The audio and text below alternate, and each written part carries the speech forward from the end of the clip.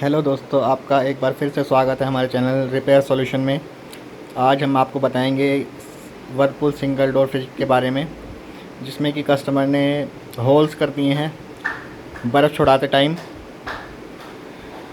दिखाते हैं आपको अभी होल्स। ये देखिए, एक एक रखा और एक ये साइड में हुआ है।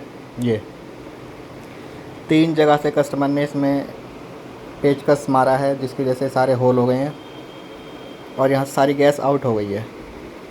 और सबसे बड़ी गलती कस्टमर ने ये कर दी है कि इसको गैस जब निकल गई उसके बाद कस्टमर ने इसको चला दिया फ्रिज को, और चलाने की वजह से इसमें जो है पानी अंदर फ्रीज़र के अंदर, प्लस में कंडेंसर के अंदर और कंप्रेसर के अंदर, तीनों चीज़ों के अंदर पानी यहाँ से चला गया है।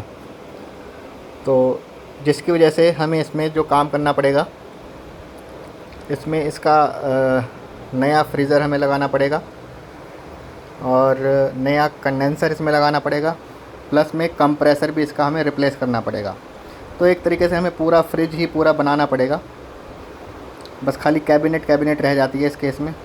कभी भी अगर फ्रीज़र में हीट हो जाए तो उसको फ्रिज को हमेशा बंद कर दें, एकदम इंस्टेंट बंद कर दें। तो कभी भी ऐसे अगर हीट हो जाए फ्रिज में तो फ्रिज को चालू ना करें, जिससे कि अगर फ्रिज चालू रहेगा तो कंप्रेसर पानी अंदर खींच लेगा, जो भी आइस मेल्ट होगी फ्रीज़र के अंदर से, तो इससे प्रॉब्लम बढ़ जाएगी और आपकी कंडेंसर, फ्रीज़र और कंप्रेसर तीनों चीज़ इफ़ेक्टिव हो जाएंगी।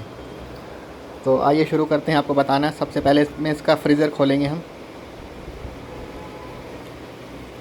फ्रीज़र खोलने के लिए हमें सबसे छोटा पेचकस का यूज़ करना पड़ता है, जो कि हमारे पास है अवेलेबल, और हम खोल रहे हैं उसको, फ्रीज़र को। तो दिखाते हैं आपको फ्रीज़र खोल के। सबसे पहले इसमें थर्मोस्टेट की बैलो खोल रहे हैं हम, पीछे बैक साइड में लगा हुआ है। ये हमने थर्मोस्टेट की बैलो खोल दी और इसमें अब फ्रीज़र के जो ऊपर की साइड ये स्क्रू लगे हुए हैं, इनको खोलेंगे।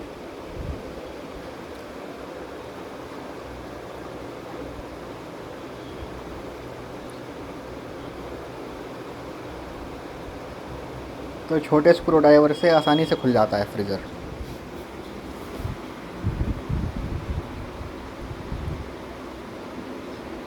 तो इसमें दोनों स्क्रू खोलने के बाद इसका फ्रीज़र जो है हमारा, इसमें 2 स्क्रू ऊपर लगे हुए हैं। खोलने के बाद हम फ्रीज़र को बाहर निकाल लेंगे। इसके बाद हम इसमें अपना कंडेंसर जो है इसको बाहर खींचेंगे, जिसकी वजह से सक्शन का पाइप हमें बाहर निकालना है, क्योंकि यहाँ से तो कंडेंसर का जो पुराना वाला जो कंडेंसर है, इसको हल्का सा बाहर खींच के हम इसका सक्शन का जो पाइप है उसे बाहर निकाल लेंगे।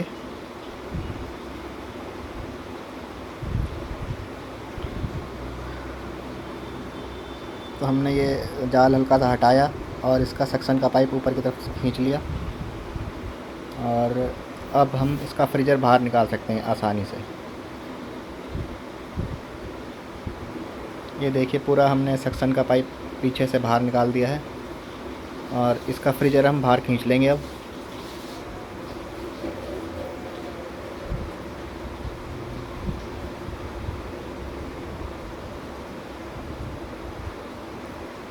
फ्रीज़र खींचते टाइम सबसे पहले ध्यान रखें कि इसकी बैलो फ्रिज थर्मोस्टेट की हटी होनी चाहिए, और इसका जो थर्मोस्टेट की वायर वगैरह या बल्ब की वायर है वो भी हमें हटानी होंगी। तो हम फ्रीज़र को बाहर निकाल रहे हैं धीरे धीरे करके, और ये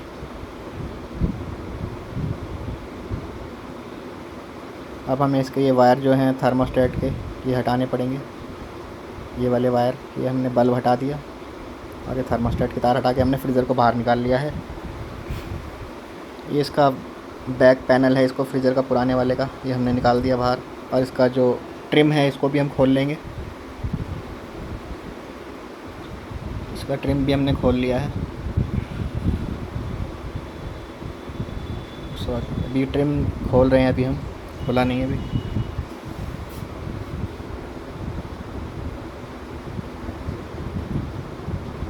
तो ये ट्रिम लॉक फंसे हुए हैं ट्रिम के अभी, तो ट्रिम बाहर आ गया है हमारा। ये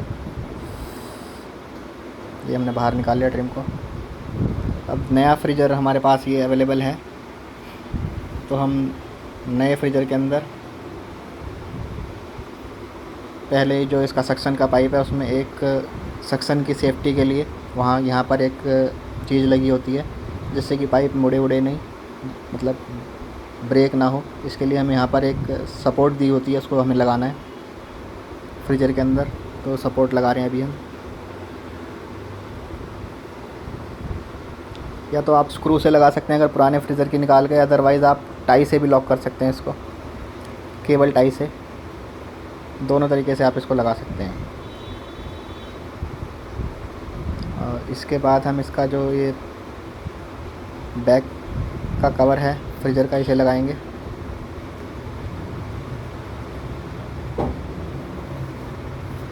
तो ये हम इसका बैक का कवर लगा रहे हैं फ्रीज़र का। ये हम बाहर ही ये सब काम हमें करने पड़ते हैं फ्रीज़र के, जिससे कि हमें फ़िट करने में आसानी से दिक्कत ना आए कोई।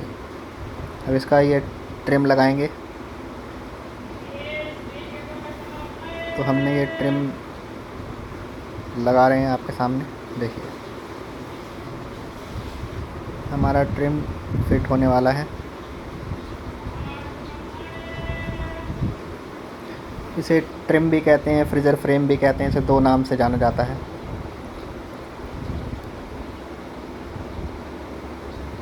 तो इसके लॉक सही से हमें बैठाने होते हैं। उसके बाद यहाँ पर स्क्रू से इसको टाइट कर देंगे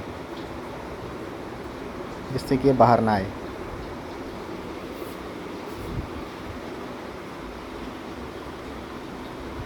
दो साइड स्क्रू होते हैं, लेफ़्ट राइट दोनों में लगाने हैं हमें।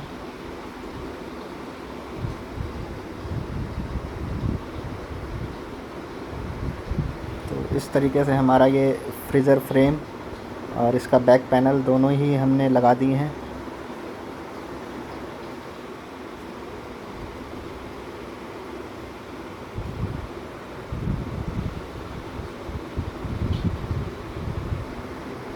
तो इसको अब ये लगाने के बाद अब हमें इसके थर्मोस्टेट की जो बेलो है वो भी हम बाहर ही फिट कर लेंगे। ये हमने थर्मोस्टेट की बेलो इसकी लगा दी है फ्रीज़र में।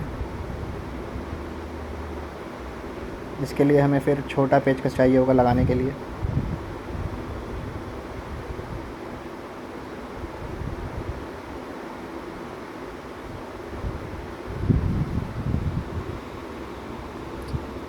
तो इसकी बेलो जो है हमें सही से स्क्रू सही से टाइट करना ताकि वो इसकी फ्रीज़र की बॉडी से सही से अटैच रहे और वो सही से बेलो सेंस कर ले इसका कि किस टाइम इसको डिफ्रॉस्ट करना है।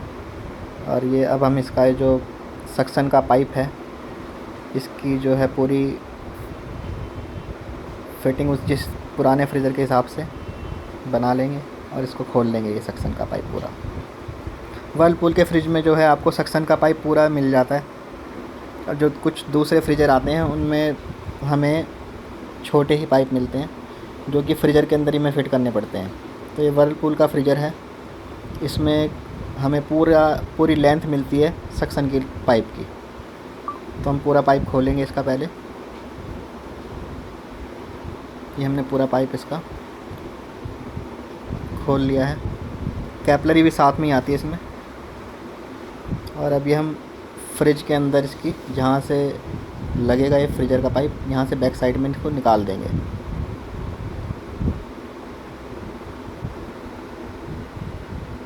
और हम इसको फ्रीज़र को अब फिट करेंगे। ये इसके जो थिम्बल हैं इनको टाइट करते हैं प्लास से हल्का सा ताकि ये बाहर ना निकले। अगर लूज़ हैं तो, अगर लूज़ नहीं है तो कोई ज़रूरत नहीं है।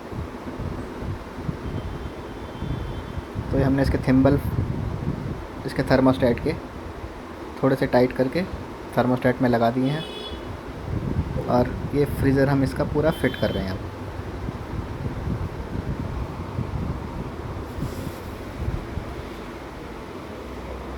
तो इसका फ्रीज़र जैसे हमने खोला था वो पुराना वाला फ्रीज़र, उसी तरीके से इसको फिट कर देंगे।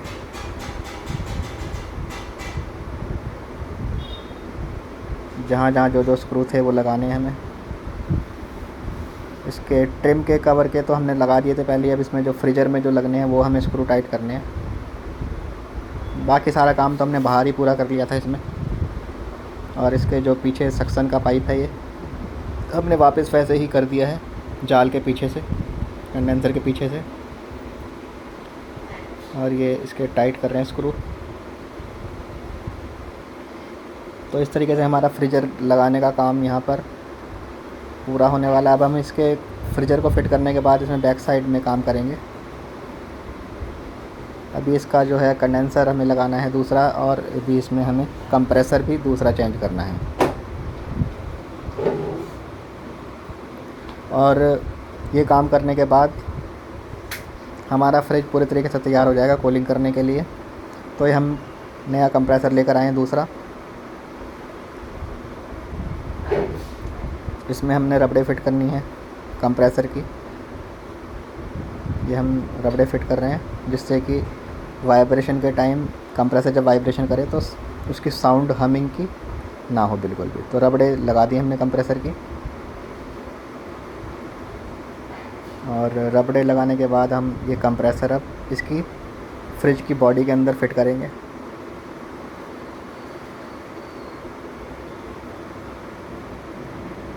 तो जैसे जैसे इसके जो फिट होगा, ये देखिए, ये आप इसको चारों इसके जो फिटिंग है उसमें लगा दिया हमने। इसके बाद इसके जो स्क्रू हैं वार्शल डाल के, वो ये हमने वार्शल लगा दिए हैं। और इसके बाद इसमें जो इसके चारों स्क्रू हैं कंप्रेसर के,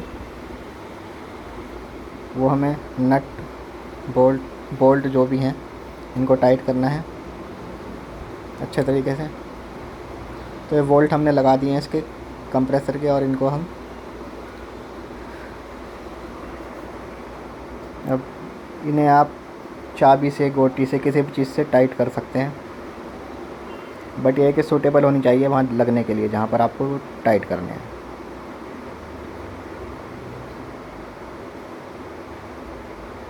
तो ये देखिए हम इसके बोल्ट लगा रहे हैं, ये इसके चाबी से हम टाइट कर देंगे।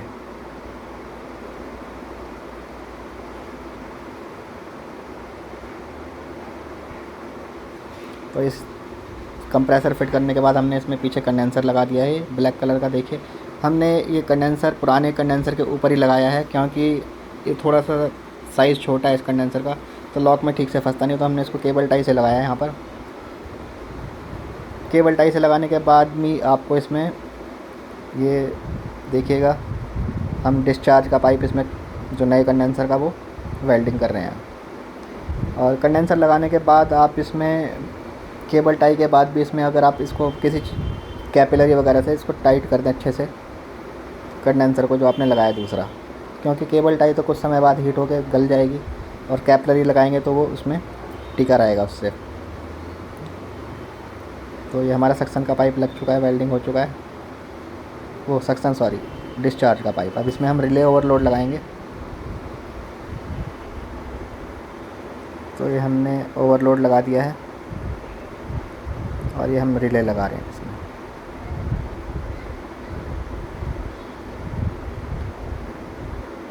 तो इसके बाद हमने इसको ऑन करा है, और इसमें प्रेशर चेक कर रहे हैं हम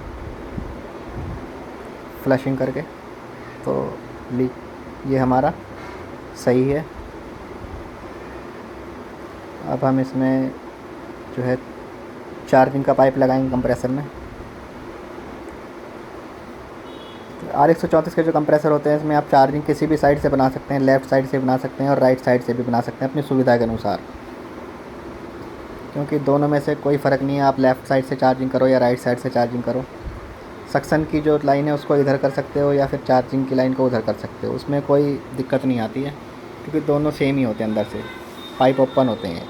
तो ये हम इसका चार्जिंग का पाइप वेल्डिंग कर रहे हैं।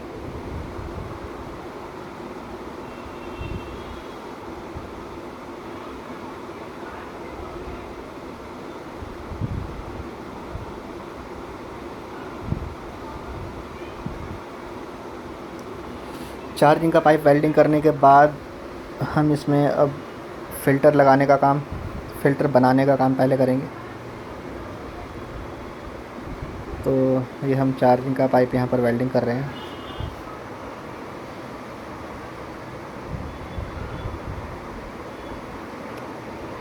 वेल्डिंग होने के बाद कभी भी आप अपनी जो वेल्डिंग रॉड है उसको ऐसी जगह ना रखें जिससे कि कोई प्लास्टिक की कोई चीज़ पे ना रखें, जिससे कि मेल्ट ना हो। और कभी अपने आसपास भी ऐसी जगह ना रखें कि हाथ टच हो जाए, आपका हाथ जल जाए। तो इसको हमेशा साइड में ही रखें। ये हम अब फ़िल्टर बनाएंगे इसका। इसके अंदर मॉइस्चर रिड्यूसिंग के दाने होते हैं, तो ड्रायर कहते हैं इसे। वैसे ड्रायर में दो मुंह होते हैं, जिसमें कि एक हम वैक्यूम के लिए बना लेते हैं और दूसरा जो है कंडेंसर में लगाने के लिए बना लेते हैं। तो इससे क्या है कि लीकेज के चांसेस कम से कम रहते हैं। बाहर ही अगर इसमें बन जाएगा आपका ड्रायर तो इसमें लीकेज के चांसेस कम रहते हैं, बहुत ना के बराबर रहते हैं। तो इस तरीके से आप ड्रायर को बना लें।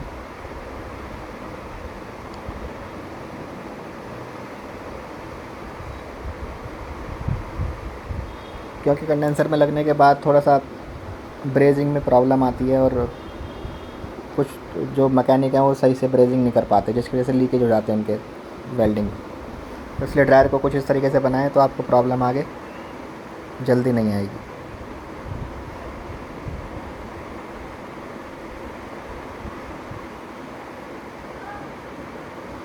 तो ये हम इसका ड्रायर बना रहे हैं।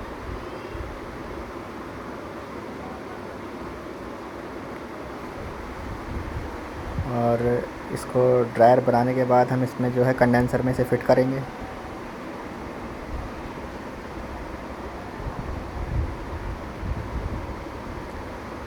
ठीक है, तो अब हम इसे कंडेंसर में फ़िट करेंगे। ड्रायर हमारा कंप्लीट होने वाला है वेल्डिंग से।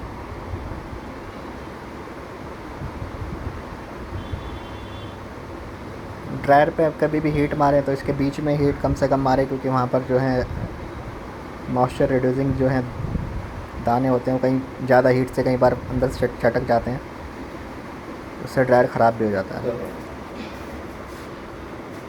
और अब हम इसमें जो है ड्रायर लगाने का काम चालू करेंगे।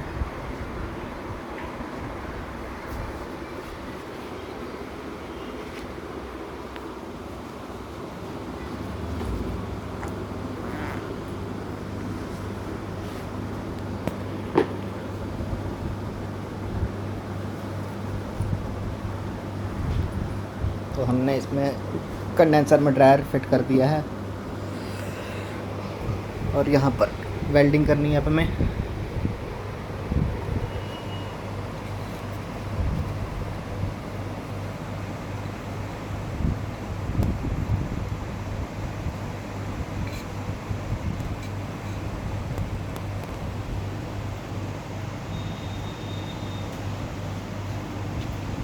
ये ड्रायर की वेल्डिंग कर रहे हैं हम।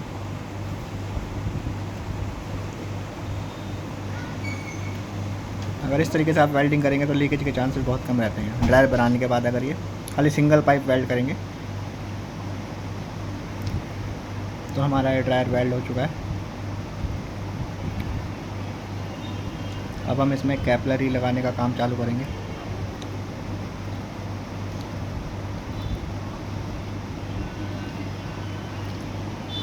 तो ड्रायर को अच्छे से हीट से कर दें ताकि आपको प्रॉब्लम ना आए।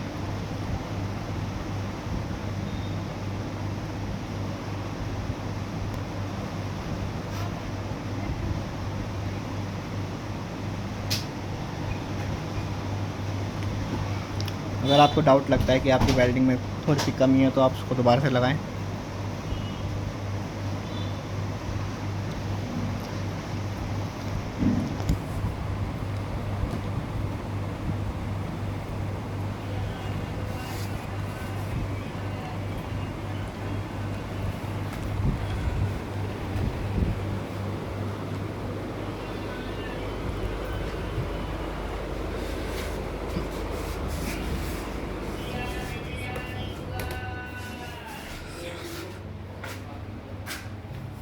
तो अब हम इसमें कैपलरी लगाने का काम चालू करेंगे।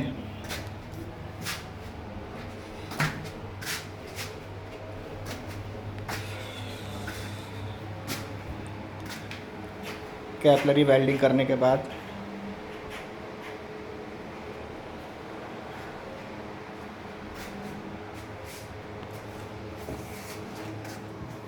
कैपलरी लगाते टाइम ये चीज़ का ध्यान रखें कि इसका जो कैपलरी का मुंह है वो खुला रहना चाहिए, और वेल्डिंग कैपलरी वाले पॉइंट पे इस तरीके से करें कि कहीं ब्लॉकेज ना हो जाए वेल्डिंग। अगर कैपलरी वाली जगह पर ब्लॉकेज हो गई तो गैस सर्कुलेशन रुक जाएगा।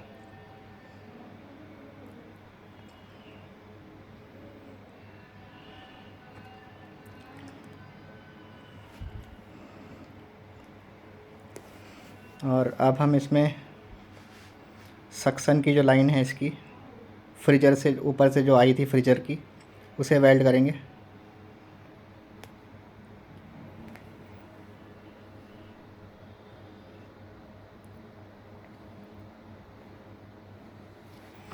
तो कंप्रेसर के अंदर तो खाली 3 ही पॉइंट होते हैं, सक्शन, चार्जिंग और डिस्चार्ज। ये तीनों वेल्ड करने के बाद अब हम इसमें कपलर लगाएंगे चार्जिंग के लिए, गैस चार्जिंग के लिए। ये हम कपलर लगा रहे हैं इसके अंदर।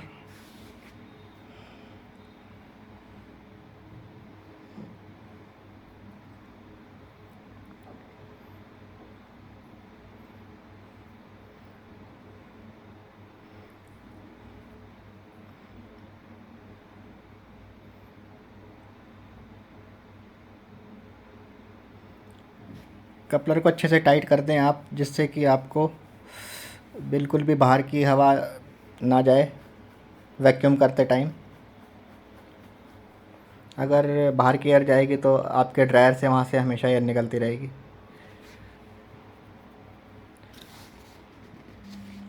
तो ये हमारा कपलर चार्जिंग पाइप में फिट होने वाला है और हो चुका है। तो कपलर लगाने के बाद अब हम इसमें चला के देखते हैं इसे एक बार, और ये इसको वैक्यूम कर रहे हैं इस टाइम। अब वैक्यूम जब पूरा फ्रिज हो जाएगा तो इसको यहाँ से ड्रायर के पॉइंट को हम वेल्ड कर देंगे सारी एयर बाहर निकलने के बाद।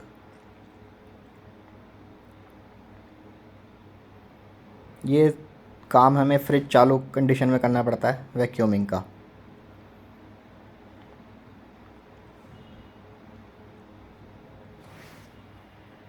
तो हमारा जो है वैक्यूमिंग का पॉइंट वेल्ड करने के बाद इसमें हम गैस डालने का काम चालू करेंगे।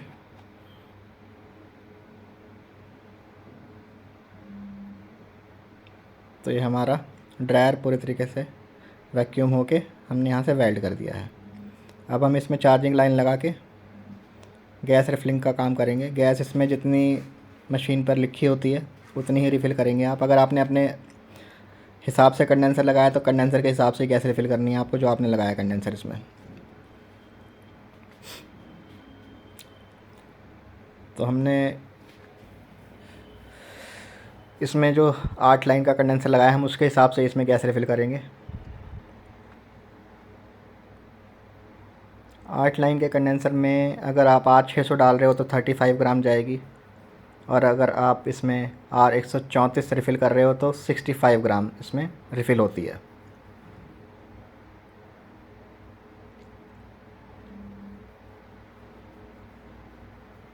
तो इसके बाद चेक करेंगे कंडेंसर इसके हीट होने लगेंगे, और कंडेंसर अगर प्रॉपर हीट होने लग जाए, ड्रायर तक पूरी हीट आ जाए, तो इसका मतलब आपका जो गैस का काम इसमें कंप्लीट हो चुका है। इसके बाद इसमें हम पंच लगा देंगे चार्जिंग के पाइप पे, कपलर खोलेंगे और चार्जिंग के पॉइंट को वेल्ड करके बंद कर देंगे। तो इस तरीके से आप अगर कभी फ्रीजर पंचर मिले तो आपको, और कस्टमर उसके बाद चला दे फ्रिज को पूरे, और पानी चला जाए फ्रीजर के अंदर, कंडेंसर के अंदर और कंप्रेसर के अंदर, तो आपको ये तीनों चीज़ें ही रिप्लेस करनी पड़ेंगी। अगर आप ये तीनों काम नहीं करेंगे तो आपको प्रॉब्लम की समस्या दोबारा आएगी। तो कभी भी अगर आपको फ्रीजर पंचर मिले तो इस केस में आपको ये तीनों चीज़ें ही कस्टमर की रिप्लेस करनी है। अगर कस्टमर फ्रिज बंद है और उस टाइम पे बर्फ़ छुड़ा रहा है, अगर उस टाइम होल हो गया है और उसने नहीं चलाया है फ्रिज, तो खाली फ्रीज़र चेंज होकर काम चल जाएगा। अगर उसने चला दिया है फ्रिज तो फिर आपको तीनों चीज़ें चेंज करनी ही पड़ेंगी, और इसके बाद आपकी प्रॉब्लम सॉल्व हो जाएगी। तो इस तरीके से आप ये वाला जो फॉल्ट है दूर कर सकते हैं। Thank you for watching my this video. अगर वीडियो आपको अच्छा लगे तो लाइक और शेयर कर दें इसको। Thank you for watching my video. मिलेंगे फिर किसी अलग वीडियो में, तब तक के लिए बाय। बने रहिएगा हमारे चैनल के साथ, और वीडियो अपलोड करेंगे आपके लिए जल्दी ही। Thank you.